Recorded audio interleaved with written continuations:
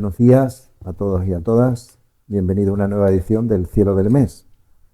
Esta es una de las múltiples actividades que tiene Astronomía en Sevilla, que consisten en conferencias de astronomía.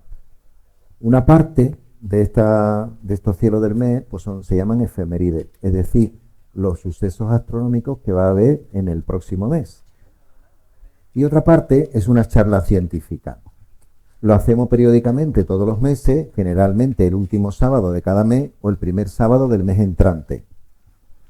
Ahora paramos hasta el mes de septiembre, porque tenemos por experiencia que en julio y agosto no va a venir casi nadie, pero nosotros hacemos un esfuerzo especial y contaremos las efemérides de julio y agosto. Así pues, el siguiente cielo del mes será el 6 de septiembre aquí mismo. Pero no paramos porque tendremos muchas actividades. En verano tenemos los veranillos del Alamillo, que lo veréis anunciado el día 8 de julio, aquí mismo en la explanada, el día 5 de agosto. Son unas actividades para el público en general, los veranillos del Alamillo, organizados por el parque del mismo nombre. Hoy, por la mañana, hay esto del cielo del mes, pero por la noche hay una salida de socios, que se ha dicho exhaustivamente para socios y acompañantes. Y vamos a la Sierra Norte a ver el cielo.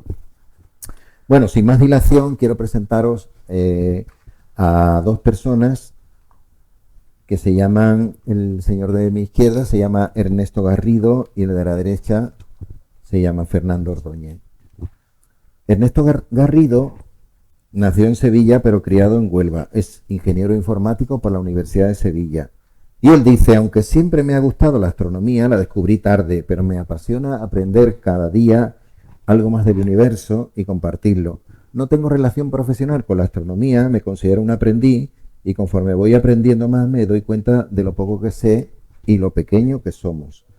Son afirmaciones que nos recuerdan al filósofo Sócrates del siglo V a.C., uno de los padres de la filosofía occidental. Y como Ernesto, pues humilde, y el humilde es un rasgo característico del hombre sabio.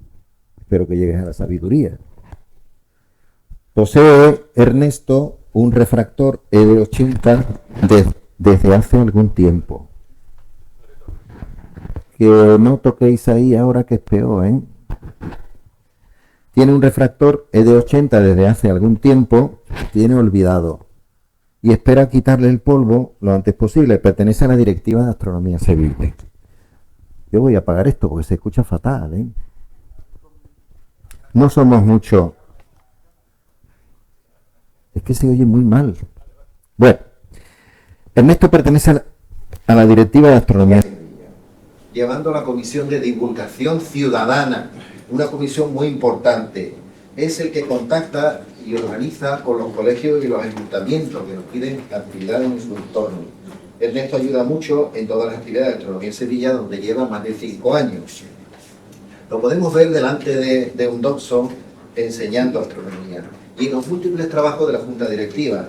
Ernesto nos hablará de las efemérides de julio y agosto y ha hecho un gran esfuerzo porque ha sintetizado 2 meses en una sola charla. También al final algunas noticias de actualidad. Y a mi derecha pues tenemos a Fernando Ordóñez, nacido en Cama, Sevilla. Pase, se pueden sentar. Nacido en Cama, Fernando es licenciado en Química, diplomado en Ingeniería y Gestión Medioambiental. Ha tenido durante años varios cargos directivos relacionados con el medio ambiente, en Sevillana de la Universidad y después en INDESI. Ha aficionado a la astronomía desde pequeño. Ahora divulga a través nuestra y desde Aula de Estrellas, una aventura personal. Fernando es experto universitario en astronomía por la Universidad Internacional de Valencia. Pertenece a la Asociación para la Enseñanza de la Astronomía, la Asociación contra la Contaminación Lumínica y la Sociedad Andaluza de Astrogeología. Como veis, un hombre muy implicado y comprometido con la astronomía. Tiene 2 telescopios reflectores y 2 refractores y le encanta la astrofotografía. Es socio de Astronomía Sevilla desde hace más de 10 años. Forma parte de la actual Junta Directiva, de la que es su tesorero. Y además está en la Comisión de Socios. es muy trabajador y participativo. Nos hablará de la Tierra bajo el bombardeo cósmico y el universo de alta energía. Y ha hecho un gran esfuerzo por estar aquí, por sus compromisos familiares y personales y los que prohíben. Y nada más, pido un aplauso para ellos dos y comienza el ministerio. Gracias, Manuel. Gracias por la presentación y gracias también por haberme dado la oportunidad de explicaros el cielo del mes en verano. Verano es una época fabulosa del cielo. Tenemos la Vía Láctea atravesando todo el cielo nocturno durante todos los 2 meses de verano. Y después tiene otra ventaja y es que tenemos 2 meses en lugar de 1. Tiene un inconveniente, puesto que tengo que condensar, como ha comentado muy bien Manuel, pero por otro lado me permite incidir en ciertos aspectos que no se puede hacer con un mes nada más, como por ejemplo puede ser detalles de la mecánica orbital. En particular nos vamos a operar un poquito en Mercurio para ver por qué fases entra Mercurio en estos 2 meses y vamos a ver todo detalles que habitualmente no conseguimos ver. Y por otro lado también me he permitido una pequeña licencia que no solemos hacer, yo tampoco, que es como ahora viene el periodo verano, el periodo de vacaciones, y todo el mundo tiene tiempo para leer. Os voy a hacer una serie de recomendaciones de libros de ciencia ficción, pero que le llaman ciencia ficción dura, porque hablan sobre temas de astronomía que sí son reales, aunque después, como toda la ciencia ficción, mete detalles que son completamente ficticios, que no son reales. Pero hay muchos detalles que son muy curiosos. Entonces son libros que a mí me han encantado y yo quiero compartirlos con vosotros por si tenéis este verano tiempo, podéis intentar leerlos. Bueno, empezamos. A ver. Hay un vagón. ¿Es este, no? Sí, ahora, ¿no? Vale. Muy bien, pues las efemérides yo las he querido dividir de los eventos que suceden más cerca de nosotros a los eventos que suceden más lejos. Aunque parezca curioso, el evento que sucede más cerca son las lluvias de estrellas. ¿Por qué? Porque suceden a 100 kilómetros de donde nosotros estamos.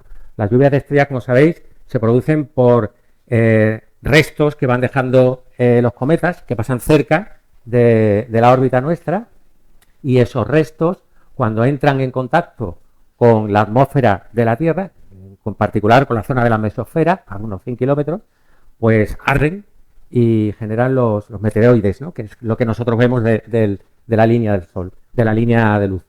A continuación hablaremos del mes lunar. El mes lunar, la Luna es lo que siguiente que está más cerca, a 380.000 kilómetros de media de la Tierra. Hablaremos un poquito del Sol y después contaré por qué vamos a hablar del Sol, que tampoco habitualmente lo hacemos, que está a una unidad astronómica, a 150 millones de kilómetros de nuestra.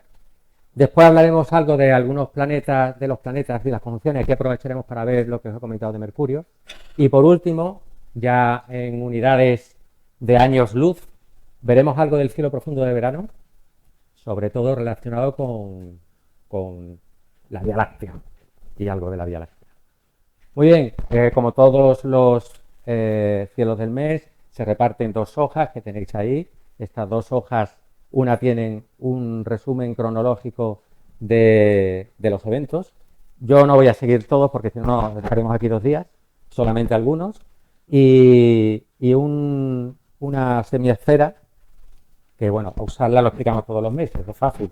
Solamente la tenéis que orientar arriba, no hacia abajo, sino hacia arriba. Y donde pone Facing North, ponerlo a la cara norte. Es decir, ponerlo orientado hacia el norte y hacia arriba. Y el cielo que veréis aquí es el mismo que vais a ver sobre vuestras cabezas.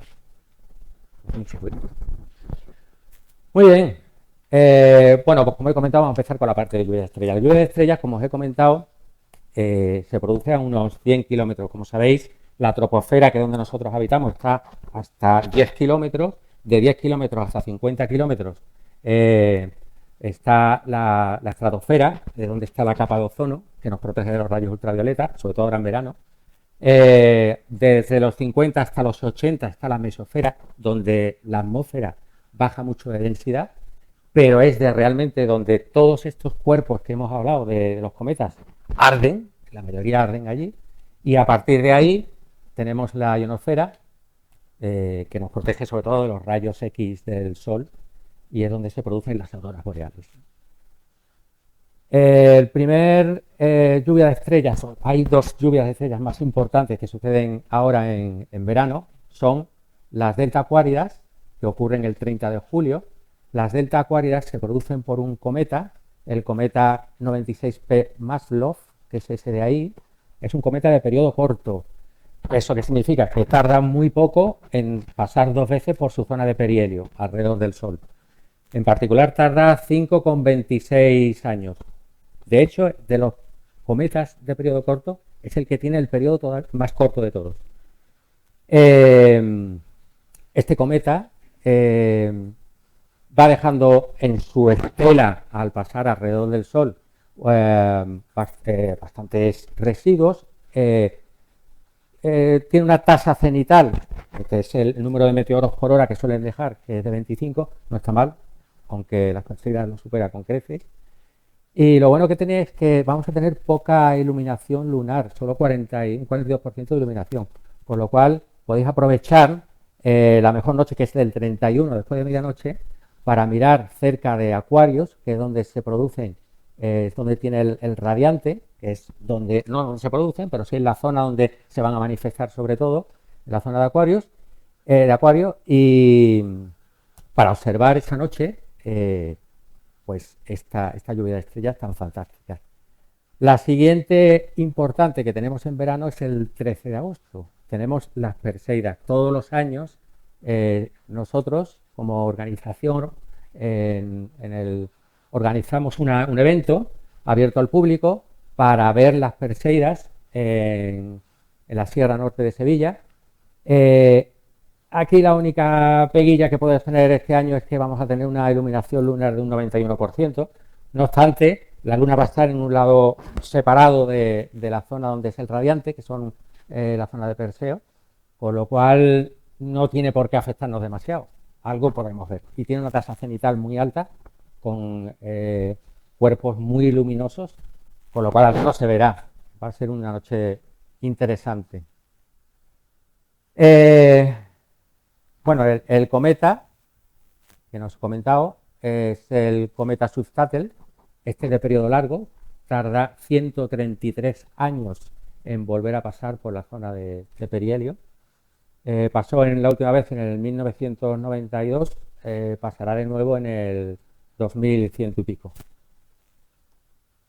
Vale, primer libro que os recomiendo, este libro de H.G. Wells. H.G. Wells, quien no lo conozca, es uno de los padres de la ciencia ficción.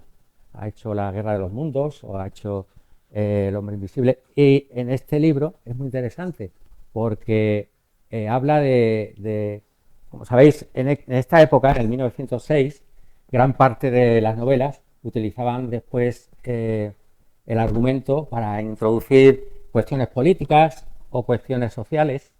Se trata de un cometa que pasa cerca de la Tierra y en su estela va dejando algo más que residuos. Entonces, no quiero hacer spoiler, por si lo vais a leer, pero es muy interesante ver cómo adapta lo que hemos comentado de los cometas hacia esta historia que es muy interesante. ¿Vale? Mes lunar. Vamos a empezar con el mes lunar. El mes lunar, la Luna en su órbita tiene 3 características muy interesantes. Por un lado, la Luna tiene rotación sincrónica, es decir, siempre da la misma cara a la Tierra. Por otro lado, tiene una inclinación de 5 grados con respecto a la eclíptica. Eso significa que va a haber 2 puntos donde va a chocar, donde va a interseccionar con la eclíptica, que se llaman nodos. Muy interesantes estos nodos porque cuando los nodos coinciden con luna llena o luna nueva es cuando se producen los eclipses. A continuación, otro detalle muy interesante es que la órbita de la Luna es muy elíptica y tiene una zona de perihelio, de perigeo y otra de apogeo.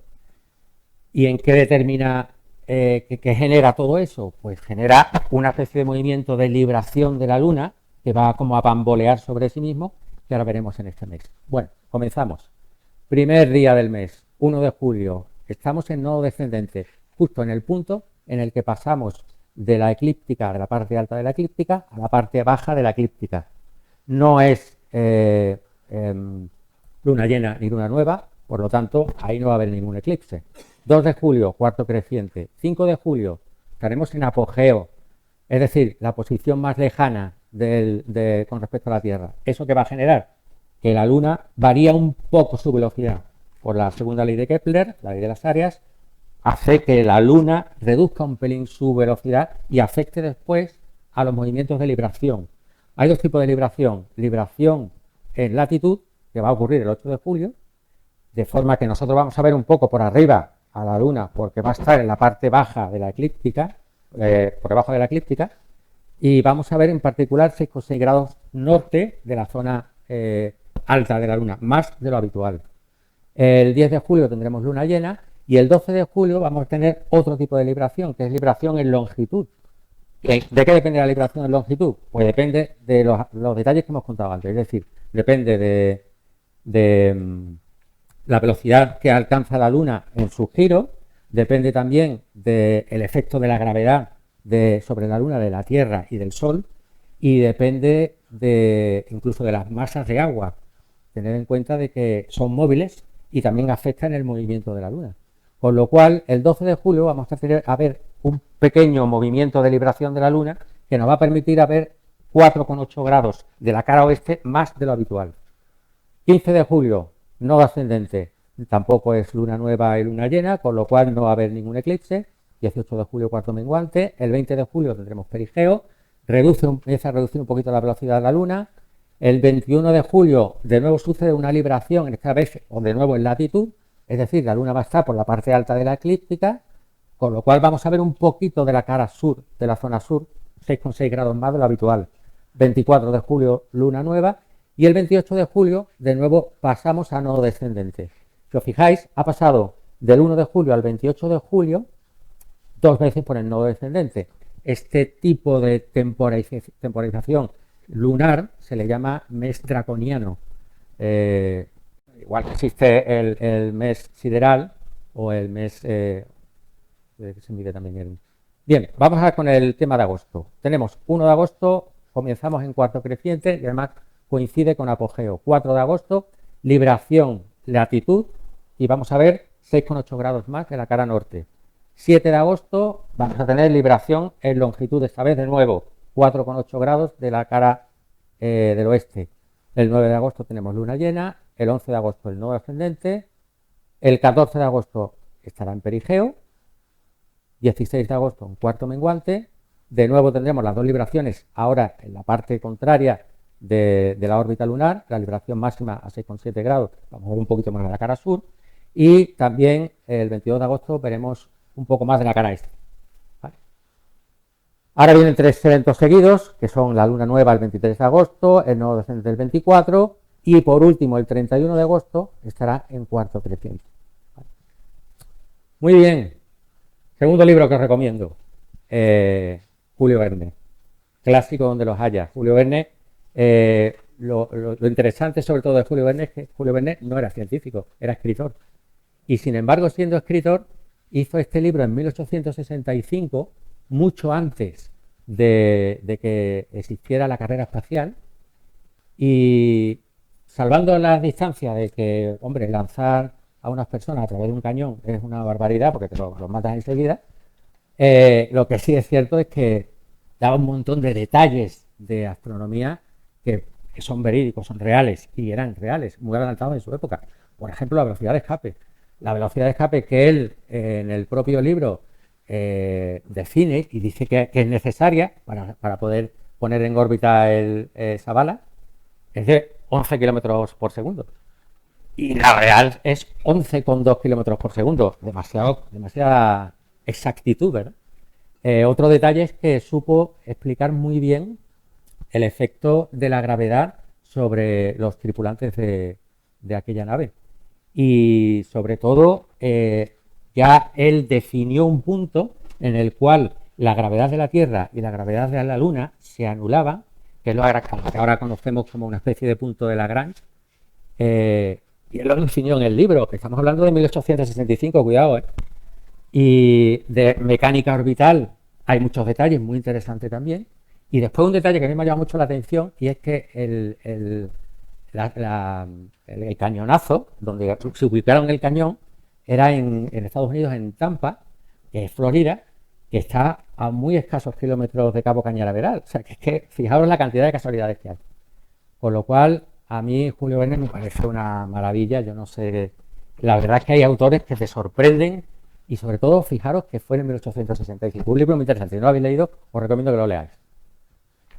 La parte solar, de las efemérides solares. Bueno, como sabéis, el mes pasado se contó que el 21 de julio era el solsticio, inicio del verano, pero al 3 de julio, dentro de poco, estamos en afelio. Es decir, vamos a estar muy lejos, en la posición más lejana del Sol. Pues dices tú, vaya, pues, vaya que hace calor estando lo más lejos del Sol, como estaríamos si estuviéramos cerca. La diferencia de temperatura entre el afelio y el perihelio a día de hoy es más o menos un 7% de la temperatura. Lo que realmente afecta es la inclinación, como ya supongo que explicaría el mes anterior, de la Tierra, de forma que en la zona nuestra, en nuestro trópico de Cáncer, la luz entra de manera más directa y eso afecta más a la temperatura. De todas maneras, hay algo interesante que quería aprovechar por contaros aquí, pero no me quiero alargar en este tema porque entonces no acabamos, y es que, aunque eso es ahora sí, no significa que vaya a ser sí siempre.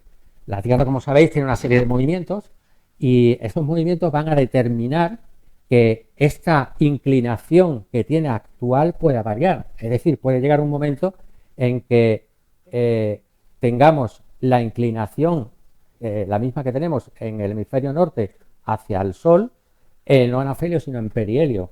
Por lo cual, si ahora hace calor, imaginaros cuando lleguemos a ese momento el calor que vamos a tener. La cuestión de que ahora mismo tengamos calor o no afecta más bien a otro detalle, que no es ese, sino más bien al tema que le llaman la época antropocena, por los cambios climáticos que se producen por el efecto del hombre. Vale, ¿qué más podemos hablar del Sol? Pues fijaros, estamos en el 2025.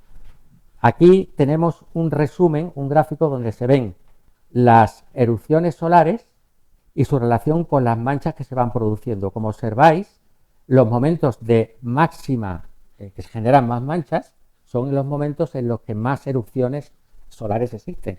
Una erupción solar, sabéis que se producen porque debido a la actividad magnética del Sol, el Sol genera muchísimas líneas magnéticas y esas líneas magnéticas están desordenadas por varios motivos.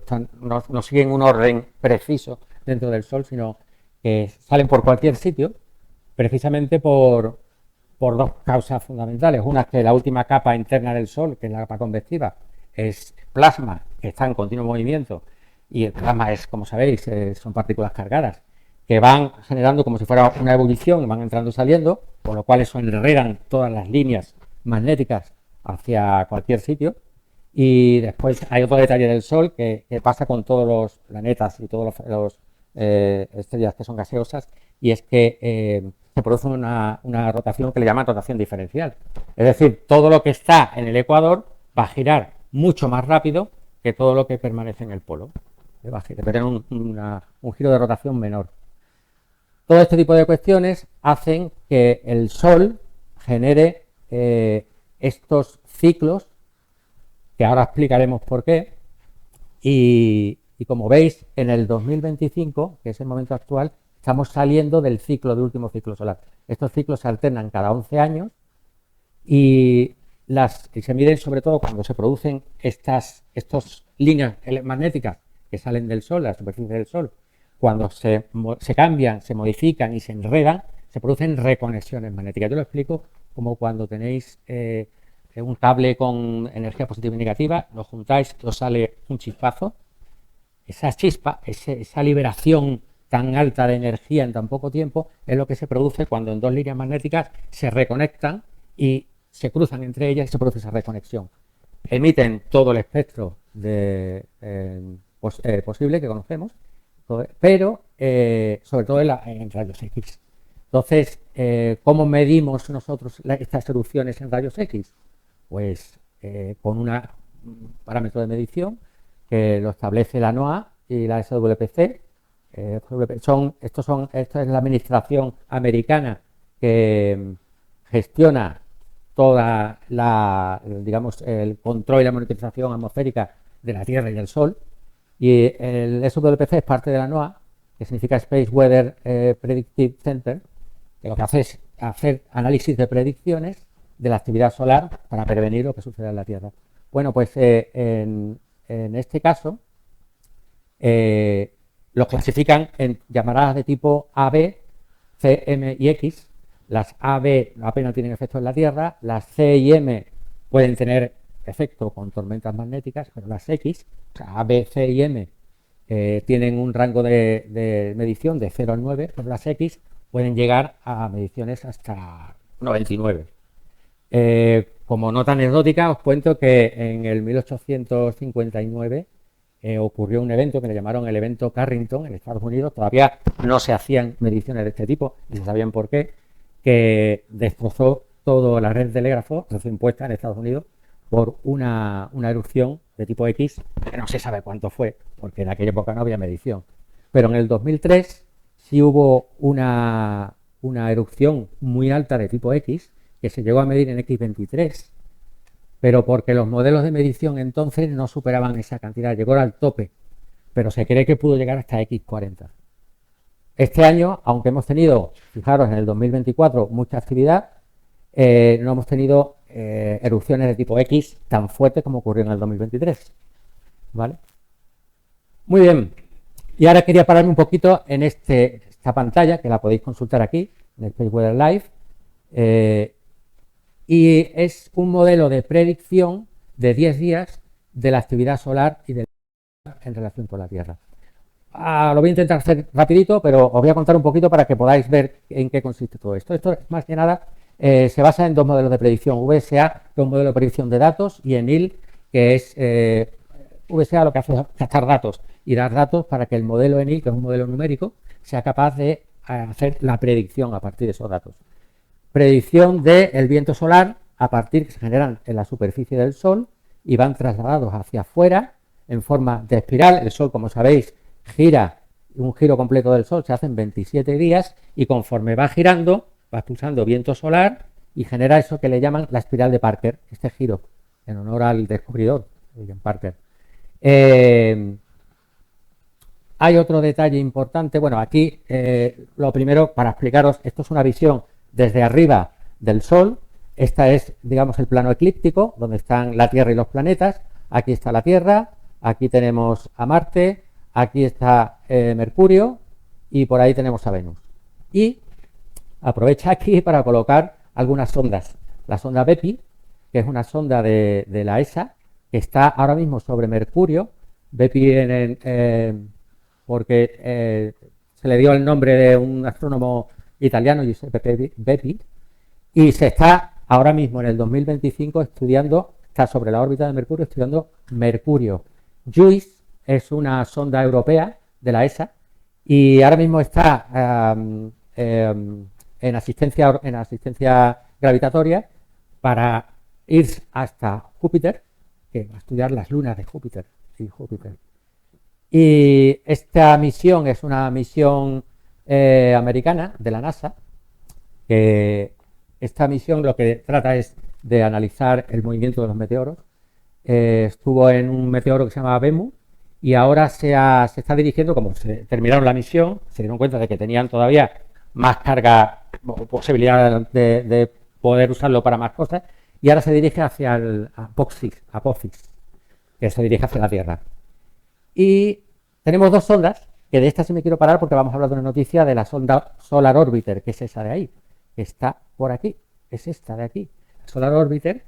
Ahora comentaremos algo de ella. Y la segunda que está aquí, que está en el mismo plano que la Tierra, es la Stereo A. Stereo A tenía un compañero que era Stereo B. Lo que pretendía era tener una imagen en 3D del Sol, pero Stereo B en el 2014 dejó de funcionar y Stereo A sigue transmitiendo datos desde allí. Ahora mismo, si veis, Stereo A está en la misma plano orbital que el Sol, con lo cual lo podemos ver en esta zona situado aquí. Y aquí esto es una visión vertical del plano orbital de la Tierra, ¿vale? En donde se ve el viento solar en diferentes grados de densidad, cómo va avanzando. Ahora mismo tenemos un periodo en el que hay bastante tranquilidad.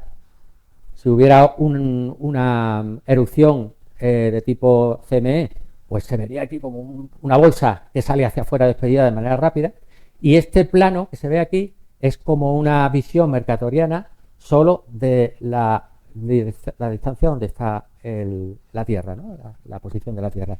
Aquí tenemos los grados norte y sur, arriba y abajo, y esto es todos los grados de 180, como si cogiéramos un papel y lo envolviéramos hacia afuera. Y hay un detalle que solo quería comentaros porque tiene mucho que ver con lo que vamos a hablar ahora de la sonda Solar Orbiter, y es, fijaros, que aquí se produce un cambio de polaridad.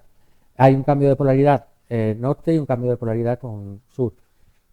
¿Por qué se produce ese cambio de polaridad? Ese cambio de polaridad, esto se le llama, este punto en donde se produce el cambio de polaridad se le llama la corriente de lámina, que es esta línea blanca.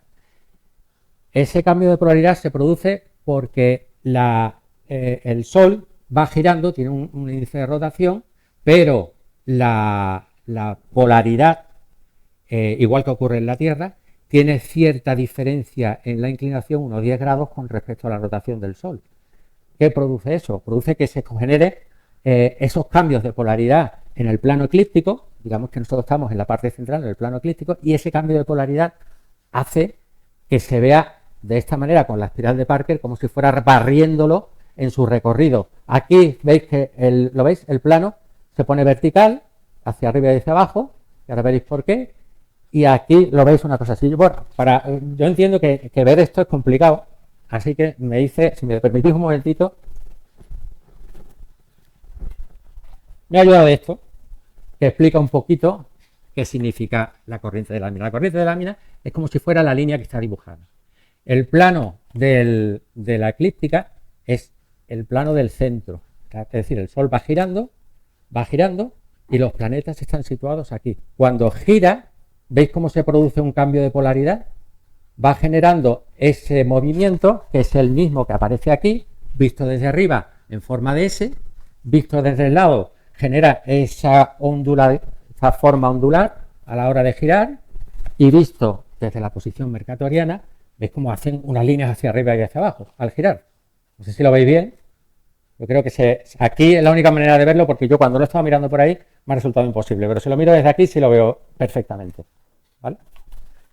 Pues no me enrollo más con esto, vamos a seguir. Y esto me sirve para contaros esta noticia. La sonda Solar Orbiter, que es una sonda que está ahora mismo aquí, se está dirigiendo hacia el Sol. Es una sonda que tiene una inclinación que va aumentando. Normalmente casi todas las sondas la tenemos en el plano de la eclíptica, pero esta sonda lo que está generando es una inclinación progresiva para llegar a un momento en el que pueda pasar por los polos del Sol, porque realmente, aunque el Sol haya muchas cosas que conozcamos, hay parte de la mecánica solar que todavía necesita mucha investigación, porque no se explica cómo sucede. Esta parte de la mecánica solar determina lo que se conoce por la inversión de los polos. Si veis, esta sonda es la primera que está acercándose a la zona del polo y está obteniendo información muy válida del polo solar. Y en esta información, ¿qué se está recogiendo? Pues mira, se está recogiendo el efecto que le llaman de dinamo solar. Como sabéis, el Sol, aunque tenga campos magnéticos distribuidos por todos lados, sí funciona cuando tiene baja actividad magnética como un dipolo. Es decir, tiene, igual que la Tierra, su polo norte y su polo sur. ¿Qué ocurre? Cuando empieza con mucha actividad, suele tener momentos de alta actividad, cada 11 años, suelen generarse campos magnéticos locales distribuidos por toda la zona, generando las manchas que nosotros vemos, porque el plasma se libera, se abre en esas manchas, y cuando las manchas desaparecen, todos esos campos que se han generado se quedan como residuos que se van desplazando al polo norte y al polo sur, pero no de manera ordenada, sino de forma desordenada, generando que todo el propio dipolo del Sol se debilite, hasta que llega un momento, porque este proceso sucede no en un día ni en dos, sucede en 1, 2, X años, dependiendo de la actividad, de la fuerza con que se produce esa actividad, llega un momento en que se produce una inversión de los polos, con lo cual el polo norte pasa al polo sur. Entonces, este tipo de cuestiones que ahora estamos pasando ese momento, no se sabe todavía cuándo se va a producir esa inversión de los polos, pero ya está la sonda por ahí mirando, midiendo, investigando para ver qué es lo que va a suceder y obtener información. Libros que os recomiendo, igual que los otros dos eran libros muy interesantes de los padres de la ciencia ficción. Este es un libro, yo no sé si alguien ha leído algo de Andy Weir. Andy Weir es el otro libro, un libro muy famoso que hizo recientemente, es del Marciano. Del libro se hizo la película, de Martian, no sé si la habéis visto. Y de este creo que van a hacer una película el año que viene. O sea que yo recomiendo que si este verano tenéis tiempo lo llevéis y lo leéis. Es muy divertido. Andy Weir tiene dos características, que la narrativa es muy amena y muy divertida. Y solo os cuento el principio, no os voy a hacer spoiler. El Sol se está apagando, no saben por qué. La actividad del Sol no ha bajado, pero ha bajado más de lo normal. Y entonces hacen una misión que le llaman Hail Mary. Hail Mary significa Ave María, que es una misión como último recurso que se usa para ver si encontramos la solución de por qué se está ocurriendo lo del Sol. Y bueno, y a partir de ahí se desarrolla toda la trama. No os adelanto más por si lo queréis leer. Pero este libro es muy interesante si lo queréis ver este verano. Bueno, planetas y conjunciones, ya vamos acabando. Este es el esquema planetario de este año, ¿vale? Esto es muy habitual que lo veáis, si no estáis acostumbrados, que lo podéis utilizar en los móviles. Pero, por ejemplo, aquí en este libro, yo lo compro todos los años, El cielo del mes, es fantástico, os recomiendo que lo compréis. Aparece también el mismo esquema, se usa mucho para ver las posiciones anuales de los planetas y del Sol, de la Luna, perdón. Os explico un poquito cómo funciona. Aquí tenemos por este lado los días del mes, aquí tenemos julio y agosto, y aquí tenemos las horas en UT, es decir, tenemos que sumarle 2 horas en el verano. Importante es que si yo quiero ver cómo van a estar los planetas un día en particular, tengo que mirar una línea horizontal a un día en particular y durante todas las horas puedo ver la posición de los planetas. Entonces, con esto vamos a repasar un poquito la situación de los planetas este día. Vamos a empezar con Saturno. Saturno, si os fijáis, todos los planetas tienen una línea en donde tienen unas rayitas hacia la derecha, no sé si lo veis. Esta rayita hacia la derecha se refiere al orto, es decir, la salida del planeta. Este que no tiene rayitas es la culminación y tendría que haber otro que estará por aquí abajo, que es el ocaso del planeta. ¿Qué significa esto? Saturno vamos a tener que va a salir a principios de julio, 2 horas antes de que anochezca, 2 horas después de que anochezca, y conforme vaya avanzando el mes a agosto, vamos a ver a Saturno durante toda la noche y vamos a verlo culminar al final de agosto. Lo bueno que tiene Saturno es que vamos a poder ver, si tenemos un telescopio con suficiente apertura, podremos ver con bastantes aumentos, si disponemos de él, la sombra de este satélite, que es el satélite Rhea, el día jueves 17 a las 5 de la tarde. Podemos hacerlo tanto de Saturno como de Júpiter. Saturno estará alrededor de la constelación de Piscis y tiene magnitud pues de 0,8 durante los 2 meses, más o menos. El siguiente que vamos a ver es Júpiter. Júpiter, esta es la salida de Júpiter. Esto quiere decir que a principios de julio Júpiter no va a estar visible, más o menos a mitad de mes ya habrá noche oscura, este es el Sol cuando se esconde y esta es la noche oscura, ya podremos empezar a verlo pero muy bajo en el horizonte y solo a final de mes vamos a empezar a ver Júpiter más alejado del horizonte, más arriba y con más nitidez. Júpiter iluminará con magnitud -4 y seguimos con Marte. ¿Veis Marte aquí? Bueno, pues Marte, este es el ocaso de Marte. Es decir, Marte vamos a poder verlo, al contrario que Júpiter, al principio del mes, pero al final del mes ya dejaremos de verlo. ¿Vale? Y Marte está iluminado con 1,5 de magnitud. Tiene 1,5 de magnitud. Mercurio, los planetas interiores se comportan de manera diferente. Aquí tenemos a Venus. Venus solamente lo podremos ver en esta época, en julio y agosto, al amanecer. Sobre todo a mitad de entre julio y agosto es donde va a estar más elevado. Y caso especial tiene Mercurio. Fijaros que Mercurio tiene, por un lado, va a estar visible al principio de julio al anochecer y al final de agosto al amanecer. Porque Mercurio tiene una mecánica orbital muy curiosa que vamos a aprovechar y la vamos a ver. De todas las conjunciones me he quedado solamente con una. Conjunción de Marte. Fijaros, Marte el día 28 de julio va a estar muy cerca de la Luna, solamente a 2 grados. Marte tendrá una magnitud de 1,5 y la Luna solamente estará iluminada un 15%. Al estar tan cerca con unos prismáticos de 20 por 80 va a caber perfectamente. 20 por 80 cabe en 3,4 grados, más o menos. Y si es 15 por 70, pues muchísimo mejor. ¿Vale? Y lo que hablaba de Mercurio. Mercurio tiene varias características, como todos los planetas interiores, presenta una máxima elongación este, es decir, a Mercurio la máxima elongación es el máximo ángulo que desde la Tierra voy a poder verlo de separación con el Sol. No significa que sea el máximo ángulo de separación del planeta con el Sol, pero sí desde la Tierra.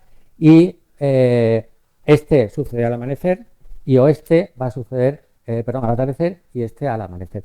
En nuestro caso, este mes tendremos máxima elongación este de 25,9 grados, fijaros que puede variar hasta 28, o sea que va a ser bastante amplia, y en oeste 18,6, es decir, va a ser bastante poco. Pero aquí vamos a ver perfectamente por qué es tanto y por qué es tan poco. El 4 de julio, ¿dónde está Mercurio y dónde está la Tierra? Pues fijaos, la Tierra va a estar aquí y Mercurio va a estar justo aquí. La Tierra gira hacia ese lado. ¿Qué significa? Que cuando vaya a anochecer, al amanecer, perdón, lo primero que voy a ver va a ser el Sol. Yo el Sol lo veo mucho antes que Mercurio. Y cuando va a anochecer, se esconde primero el Sol y después veo Mercurio. El Sol va a desaparecer y me quedo con Mercurio. Jamás veáis o intentéis ver Mercurio con el Sol arriba. ¿Qué tenéis que esperar? Que desaparezca el Sol por el horizonte y en ese momento sí tenéis la posibilidad de poder ver Mercurio. Otra cosa porque no vaya a ver nada. En este momento, fijaros la distancia que va a haber de Mercurio con el Sol, que es la máxima elongación. Es decir, esta distancia es muy amplia y es el momento de poder hacer una observación de Mercurio ese día al anochecer. A esa hora no, más tarde, lógicamente cuando el Sol baje. ¿Vale? El día 14 de julio, ¿dónde va a estar Mercurio? ¿Dónde va a estar la Tierra? La Tierra estará un poquito desplazada, Mercurio va a avanzar muchísimo más rápido. Un año de Mercurio, un giro completo de Mercurio, son 88 días terrestres. Mercurio va a una velocidad muy superior a la Tierra. Esta distancia es la distancia en la cual va a estar más cerca Mercurio del Sol, como veis, con lo cual la distancia que hemos dicho antes de máxima elongación no va a ser la distancia en la que esté ni más cerca ni más lejos. Esta va a estar la distancia de afelio, ¿vale? La distancia que va a estar más cerca Mercurio del Sol.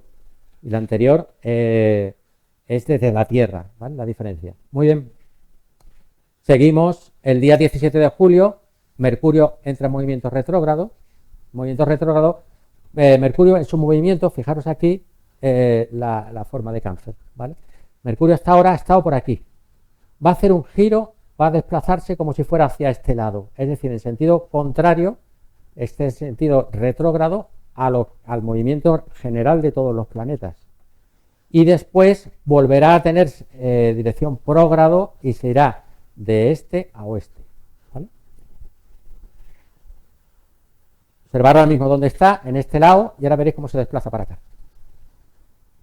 Máximo acercamiento de la Tierra. Mercurio pasa un poquito más para adelante y veis cómo ya ha adelantado esta zona, empieza con el movimiento retrógrado a subir hacia arriba. Vamos a ver a Mercurio pasar de este lado y de estar aquí arriba al otro lado y estar aquí abajo.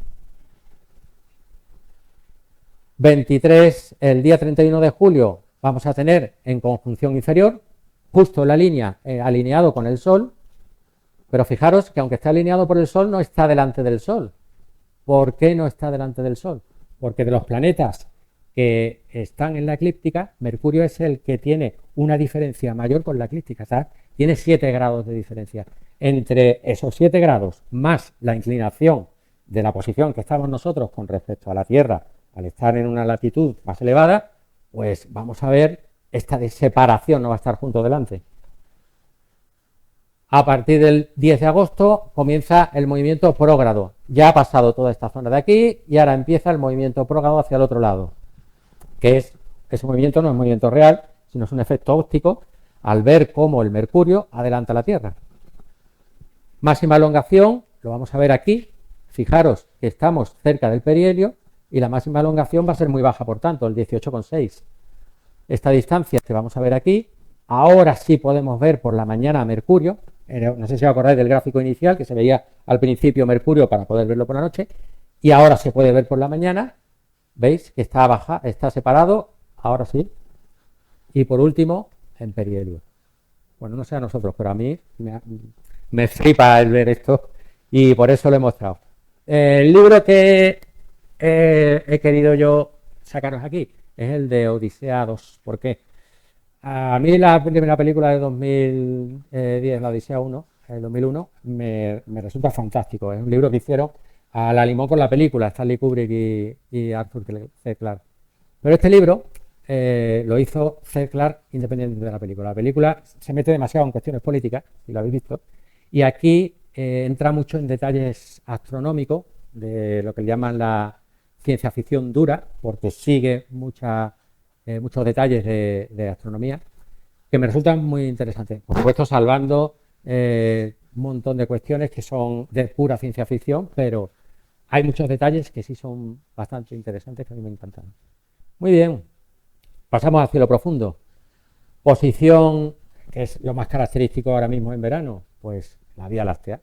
Tenemos la Vía Láctea, que va a estar, nosotros vamos a estar entre el Sol y la Vía Láctea, con lo cual por la noche vamos a poder ver el centro de la Vía Láctea, a diferencia del invierno, que estamos en esta posición y que no vemos la Vía Láctea, sino porque nos coge por el día. La Tierra más o menos está a esta distancia, esto está a unos 27.000 años luz del centro, del bulbo. En el bulbo normalmente lo que suele haber son estrellas muy viejas, las estrellas jóvenes suelen estar en los brazos, en nuestro brazo, que es el brazo de Orión, tenemos el brazo de Perseo un poco más alejado y el brazo de Sagitario justo después, y después en el halo, en toda esta zona que está compuesta de gas, hay sobre todo muchísimos cúmulos globulares, que cuando estemos por la noche podremos observarlos, y sobre todo materia oscura, que es fundamental para que las galaxias tengan esa dinámica interna. Vale. Tenemos aquí otra vez la posibilidad de ver 2 meses. Tenemos el 15 de julio y el 15 de agosto a la misma hora. Si os fijáis, nosotros tenemos, lo primero que quería yo pararme es en las constelaciones circumpolares. Las constelaciones circumpolares son aquellas que no desaparecen durante el año, siempre están en el cielo, las podemos ver, y de ellas, aquí en la Osa Mayor, estas 2 estrellas de Merak, le llaman las horas, se llamaban las guardas, y la utilizaban en los navegantes antiguos para comprobar y medir las horas. Tened en cuenta de que un giro completo son 24 horas, por lo cual una hora más o menos son unos 15 grados. Y pues, de esa manera ellos, sin tener reloj, eran capaces de controlar las horas en aquella época.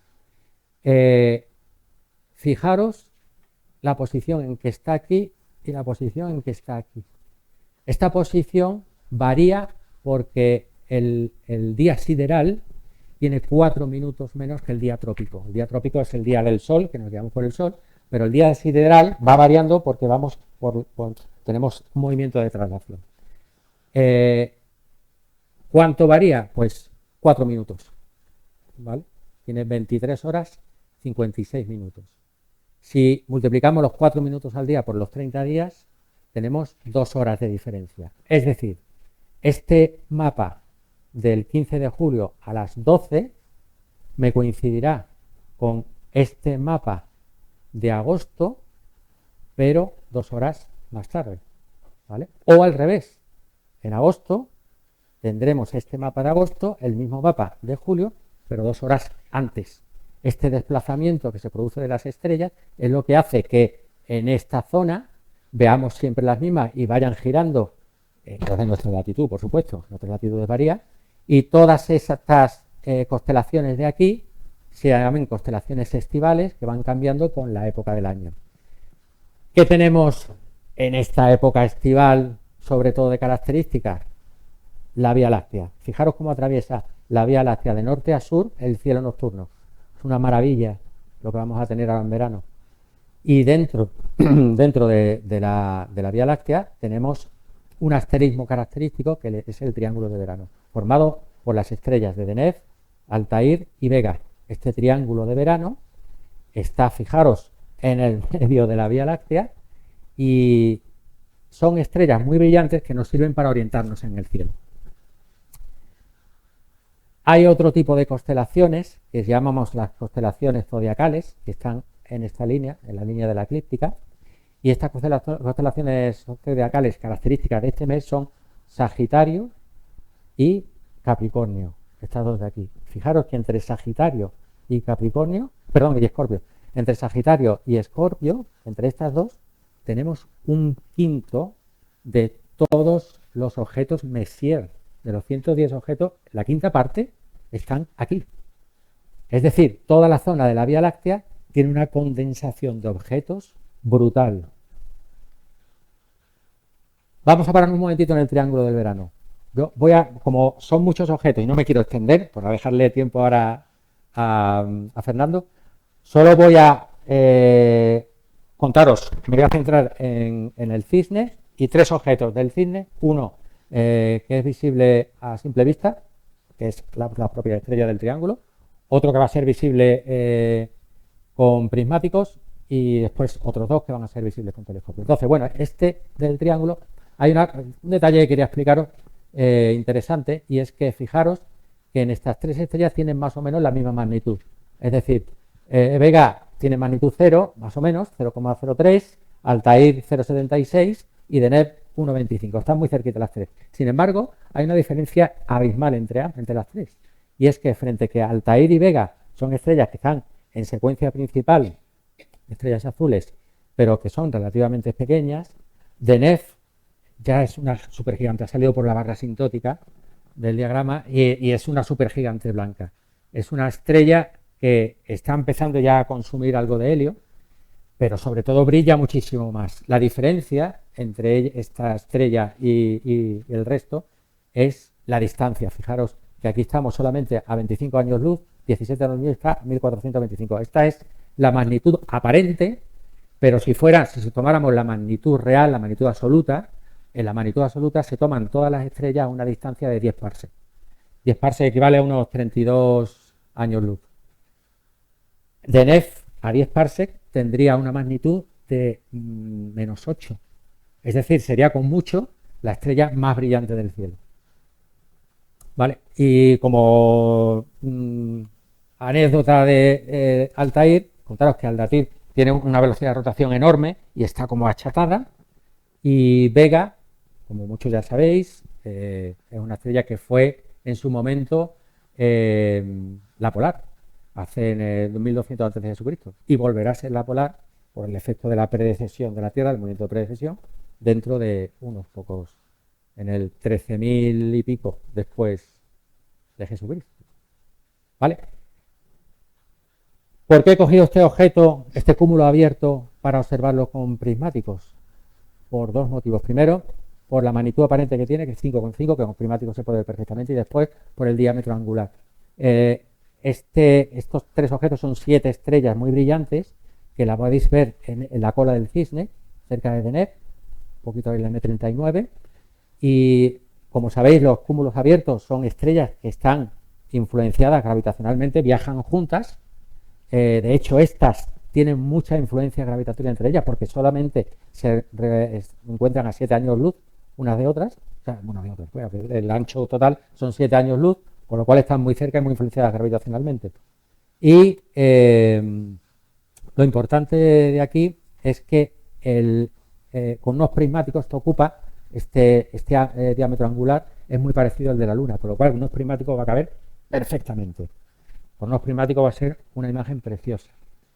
Para ver con telescopios de 4 pulgadas he elegido Albireo. Albireo es una estrella doble que a mí me gusta mucho porque hay gente que le gusta menos, pero porque tiene una estrella de tipo A y otra de tipo K. Una amarilla y la otra es azul. Y con un telescopio de 4 pulgadas se va a poder diferenciar perfectamente. En realidad no es un sistema doble, es un sistema triple. Hay otra estrella más, pero está solamente a 40 UAS, con lo cual para poder resolver la estrella que falta, hace falta telescopios muchísimo más potentes. Para telescopios de 8 pulgadas, pues para 8 pulgadas he elegido la nebulosa Norteamérica. Bueno, Norteamérica se ve claro por qué se usa, ¿no? Porque si veis se parece muchísimo al continente. Esta zona que le llaman el Golfo de México, en realidad es una nebulosa oscura, es gas frío, que lo que hace es ocultar toda esta nebulosa que es hidrógeno ionizado, cargado energéticamente y que está iluminando por la estrella esta SAO 50263, que genera carga de energía a todo este cúmulo de gas. Y por último, pararme la nebulosa del Velo, pero para poder ver esto hace falta telescopios con bastante apertura. Con 10 telescopios de 10 pulgadas se puede ver perfectamente. Y filtro, sobre todo aconsejable, filtro 3 para poder ver el Velo. El Velo es de una amplitud enorme, es decir, esto está en esta zona, aquí tenemos la estrella, este es Cygne 57. Se llama el Velo, pues veis el parecido que tiene, por eso le han llamado la nebulosa del Velo. Y aquí tenemos a 52 Cygni, que es esta estrella, que el Velo es tan amplio que está dividido en 3 partes. Tenemos por una parte el Velo oriental, por otra parte el Velo occidental y la zona norte del Velo, esta zona de aquí. Estas 3 partes, estas le llaman la escoba de la bruja, porque no sé si veis que tiene como forma de escoba. Y el Velo, la nebulosa del Velo, es una nebulosa generada por una supernova, y son los restos de la supernova que están vagando por el espacio, totalmente energizados y iluminando por la energía que conservan. Esta zona del norte tiene aquí un cierto triángulo, si lo veis, que le llaman el triángulo de Pickering, porque fue descubierto por Charles Pickering. Bueno, pero en realidad no fue descubierto por Charles Pickering, sino que fue descubierto por una chica que limpiaba en la casa. Es curioso, porque esta era su asistenta doméstica, pero resulta que Pickering observó que ella tenía una capacidad de cálculo brutal y la contrató. Y de hecho ya formó un equipo, Wilhelmina Fleming, con Enriqueta Leavitt, que también estuvo en su equipo, y se dedicaban a hacer cálculos numéricos, cálculos astronómicos que ahora hacen las computadoras. Entonces me resultó muy curioso el hecho de que en realidad quien descubrió el triángulo de Pickering era Wilhelmina Fleming, no fue Charles Pickering. El último libro que recomiendo, Los propios dioses de Asimov, un clásico. Tanto Arthur C. Clarke como Asimov son, digamos, los mayores escritores de ciencia ficción. Asimov en este libro fue el único que consiguió 3 premios más famosos de ciencia ficción. Y este libro es una maravilla, está dividido en tres partes, cada una orientada y vista desde un punto de vista. Y si tenéis tiempo, por favor, esto no lo podéis dejar de leer. Y por último, para acabar, la noticia de Elon Musk con su nave, que se fue a tomar por saco hace poco. Esta nave, si esto hubiera ocurrido en la NASA, no con capital privado, pues seguramente este proyecto y esta misión se habría anulado ya después de 4 fracasos seguidos, pero al ser capital privado hay que entender que este tipo de errores cuando se sacan conclusiones, sirven para poder progresar. Entonces, los medios de comunicación dan mucho bombo con este tipo de cuestiones y como las administraciones, cuando se guían mucho de la opinión pública y pueden suspenderse, tienen mucho cuidado en que estas cosas no sucedan. En el caso de Elon Musk, bueno, podemos estar más o menos de acuerdo con él, pero él, la verdad es que le da un poco igual todo, por lo cual él hace las pruebas que sean necesarias y se gasta el dinero que sea necesario para poder poner en marcha esa misión que él tiene en mente de llegar hasta Marte. China también está detrás suya, están también haciendo pruebas y preparando otra misión. Y bueno, a ver, esto es una carrera, a ver quién llega antes. Y bueno, por último, pues enseñaros esta foto que hizo Luis, que no ha podido venir hoy. Un abrazo para él, por cuestiones personales. Y fijaros qué maravilla del cielo nocturno que hay en este mes, en estos meses.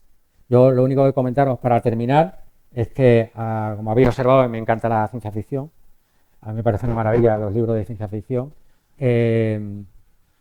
Para mí es que la propia existencia del ser humano me parece una historia en sí de ciencia ficción. Fijaros la cantidad de casualidades que tiene que haber para que el ser humano existiese, pero ya es que incluso peor todavía es que esté dotado de conciencia, de que seamos capaces de entender dónde estamos, de poder entender el universo, de poder construir naves para explorar el universo. Bueno, la de Elon Musk de momento no, pero a mí todo eso me parece realmente me parece una historia de ciencia ficción.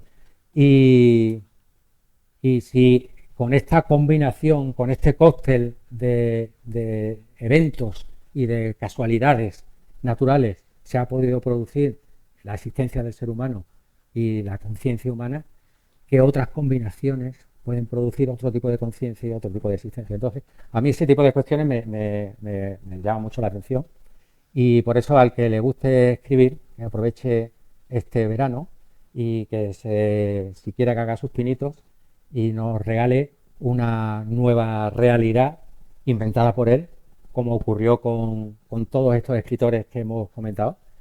Y porque, como decía, yo leí de uno de los promotores del CERN, decía que la gente subestima el impacto que una nueva realidad puede tener. Entonces, muchas gracias.